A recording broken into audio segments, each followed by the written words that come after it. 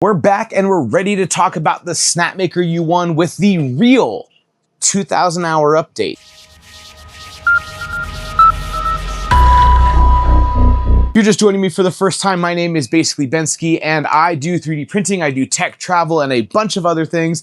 And I would love it if you would subscribe to the channel and like the video. It helps the algorithm out. It helps me try to hit my goal of hitting 10,000 followers by the end of the year. So yeah. That would be awesome. Now, full disclosure, I am recording this at 3:30 in the morning because I forgot to film this earlier in the week. And so it's gonna be a little scattered, but as you can see, for any of you who've been watching, the shop looks a lot different. We are way more organized than we've been before. We have a real window pane thing there instead of all the cardboard, and that's awesome. It's actually gonna become a cool sticker wall. But anyways, that's coming. There's still gonna be stuff, there's stuff on the ground.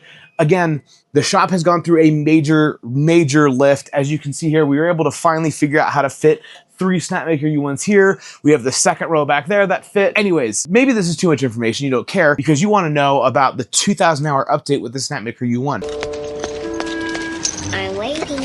So here's the deal. I want to talk about the waste, I want to talk about the failures, I want to talk about the error codes, I want to talk about the firmware updates, and we're just going to kind of go through how I feel about the Snapmaker U1. And actually this just happened and this is awesome, and I'm glad this just showed up because this print just ended so we can talk about it. So my last video, people were really upset because I said, here's the 1500 hour review of the Snapmaker U1, and it was a combined 1500 hours.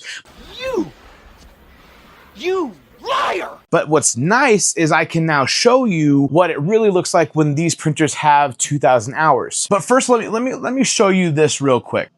So we're gonna come over here, and this is one of the error codes that you would normally get with the Snapmaker U1 about the pogo pins being like dirty. And the reason I wanna show you that is because in the past, that would pause your print. And part of the firmware updates that have happened with Snapmaker is as long as it's not something that's like vital, it doesn't pause it anymore. It tells you at the end, hey, clean off your pogo pins. They're a little dirty. We just want to make sure we have a good connection. And that is awesome. I'm glad that they have listened to the community, which they keep doing. They keep listening to the community more and more. That their updates between the slicer and the software have been, or firmware, I should say, have been phenomenal. But that's been one of the coolest ones, especially for me who's running, you know, these farms as a business. If it doesn't need to slow down, I don't want it to, and now it doesn't. So like I said, this is a real 2000 hour review. Bane here has the least amount, and it does have only 1200 hours. However, I can't show you on Magneto or Ghost Rider because that's one thing that they haven't fixed yet, is you can't check the usage statistics while it's running. And since I'm recording this late because I want the video to come out, I can't show you the back footage, but I'll show you I'll put pictures somewhere. I think I'll figure out how to do that on YouTube somewhere. But I know Magneto has 2100 hours and Ghost Rider has 1900 hours. And so 2000 hours, it'll be 2000 hours really soon as well. So yeah, let's talk about the number one thing, which is the waste. I emptied out the poop buckets right before this video, before I started all of these printers. And this is all of the waste that all three machines have produced in that amount of time. This is it. This is it. I have never emptied these before then, and I did that on purpose. I wanted to see if I could do this. Now, granted, was probably about this much of it on the ground, like underneath of there. Yes, some of it had fallen out, but this is it. This is it. We can weigh this, and I can tell you how much waste this is. Actually, let's do that right now. I don't know why I'm waiting to do that. Part of the reason I'm waiting to do that is because, again, the shop, a little disheveled, so we're gonna have to bring you over to the airbrush station and we'll get a measurement. Again, I know it's a little bit of a mess, but we're gonna go ahead and do this. We're gonna put this here to get our 0, so we'll 0 that out there. Great, so that's a 0, and maybe I can hold this up so now we see it's 0'd out here. So we're gonna go ahead and move this bucket. See, it went up, and then put this bucket on here. That is 8 ounces on the dot of filament waste. 8 ounces. So actually, let's do it to grams because that's what most people care about. 222 grams of waste right there. 222 grams. Now, to give you an idea of real world, like, example of what that means, the most expensive filament that I buy that's just PLA is $50. Okay, it's $50. So if we just assumed all of this was $50 filament, this is only $11 and some change in waste. 2,000 hours, and I have $11 of waste, and that's it. That's it. If there is ever a reason, if you're into multicolor printing and you're into multi-material printing where you have to swap, if that is not a reason to invest the money into buying one of these, I don't know what is. I really don't. I mean, 2,000 hours, and actually it's a combined 6,000 hours, and $11 of waste is absolutely insane. I'm gonna be honest with you now, I'm gonna finally get rid of this because I've been holding on to it for a while. Throw it away, man. Pretend like you never got it. Cool. We're done with the list. Let's talk about something else I know it's not a fair comparison, but I just want people to be aware of like what you're getting for the money that you're paying for it. So the Snapmaker U1 and the brand new Bamboo X2D, which I have back there, they cost the same amount of money. Now, there's a difference. Tool head changers and multi-material machines are not the same. I want to be very clear about that. It's not the same, okay? I understand that tool heads are going to be faster, but I wasn't aware of how much faster.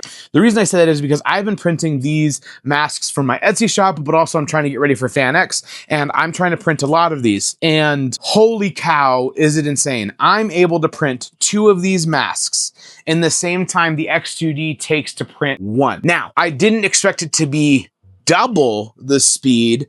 And I say that again because, again, I know it's faster. It's always going to be faster. Tool head changer is going to be faster, but I was not aware that it was that much faster.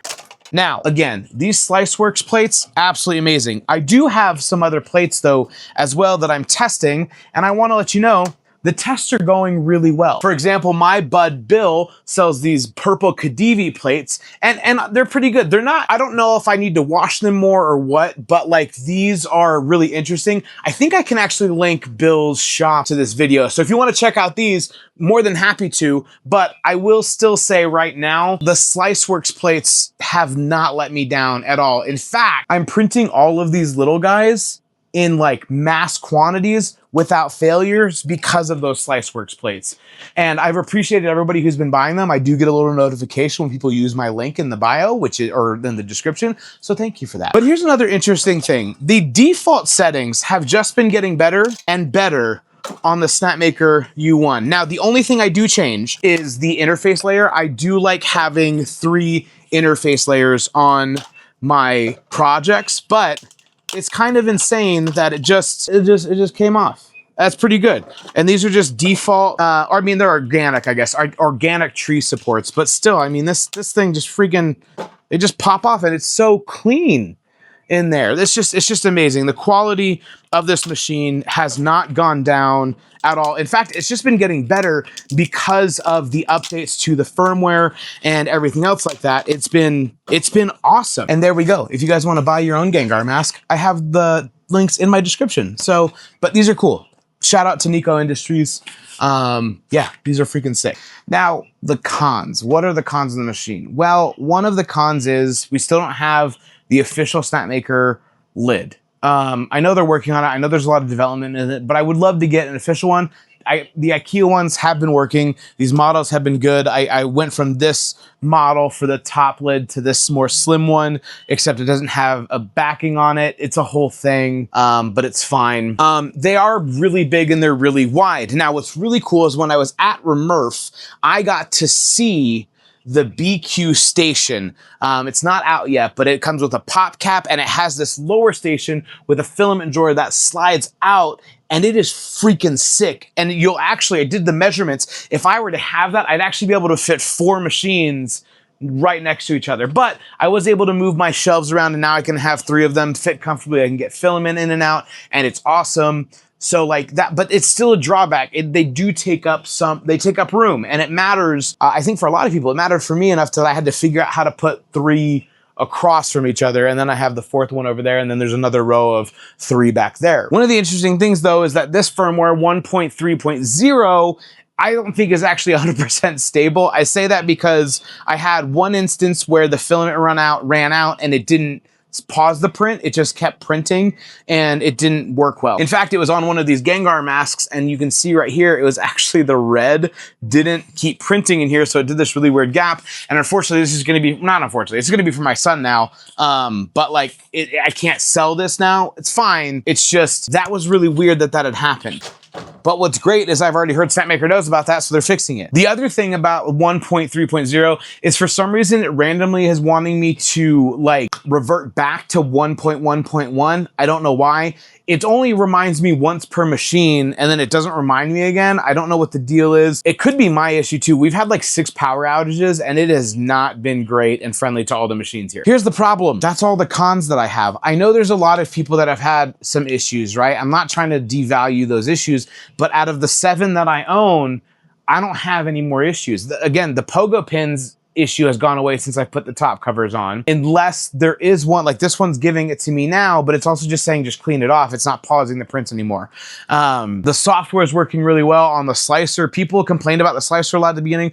I think it's great. It's the only one I use. There's some interface issues, but like, I don't like that when you load a 3MF, it doesn't like throw it into the system for you and then adjust based on what printer you use. Creality Print does that, and Bamboo does that, where it's like, hey, this isn't like from our machines, but like, tell me what machine you want, and then we'll still throw in the settings. It doesn't do that. It just loads it in, and then you have to figure out all the settings on your own. That is frustrating, but whatever, I guess. Other than that, these things have been pretty much running 24/7. I did take a break when I went to a Murph, and they weren't running, well, they were running a couple of them that were doing like 3-day prints, but other than that, they haven't been bad. There's been really nothing to talk about that's not good about these printers. And I know that it feels like I'm just like shilling out for these, but at the same time, it's been working. And that's the thing, is I keep printers that work. I have 3 Centauri Carbons down here. I have, you know, other, you know, Crealities and Bamboos. I keep them all because they're working. And so this works. This works really well. I really think people should start buying these more and more, especially if you're doing multi-material, multi-TPU, multi, you know, color. This is a great printer.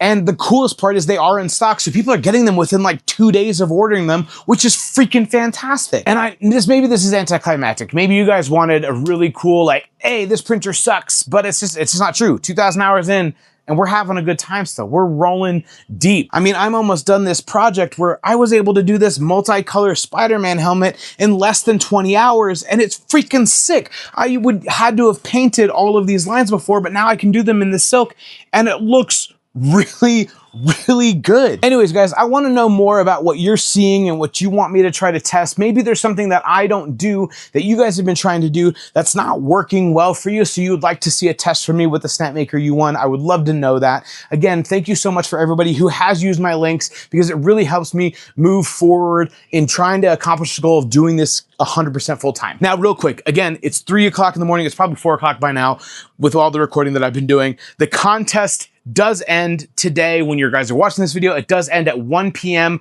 Mountain Standard Time. So whoever the winners are will be notified via email. I believe via email. I hope via email. I'll figure it out. I'll email you guys. And again, what we're doing is one of you is going to win the DeWalt piggy bank, and one of you is going to win the Makita piggy bank. And I am so grateful for all the people that have entered. We have over 150 entries. Thank you so much. Thank you for all the support that I'm getting over on my Facebook page. Thank you for all the support that I'm getting on my Threads and my X and all of the different platforms. Again, it really, really helps out. If you guys aren't following my Facebook page, please go do that. That would be a huge help to me. And again, if you're not subscribed already, please subscribe to the channel, like this video, because I actually already have another contest lined up after this one, and it's a really cool one. In fact, I can show you what the contest is for, but I don't have all the rules yet, but I'll show you what you're gonna win. And it is this mamma jamma of a helmet. This was created by Juan Makes. I will have his YouTube and social medias in the description below,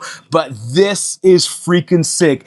Nick over at Juan Makes is the person who had taught me the most when it came to finishing cosplay helmets, and this is absolutely gorgeous. It is completely wearable, and one of you will win this, which is really awesome. Again, we're going to come out with the contest details. Please start pumping up Nick's YouTube and all of his other social media, because he's a great guy, a fantastic artist, as you can see here, and it's going to be awesome when we give this away. Anyways, guys, keep commenting down below. Tell me what you want to see more and more. I'm getting more and more printers, and we're going to keep doing reviews on boxes and all that other stuff. I am launching a Twitch soon. That'll be fun. Actually, it's technically launched, but I don't know what I'm doing on there yet, so we'll start doing that. And we're going to Twitch a lot of fun things.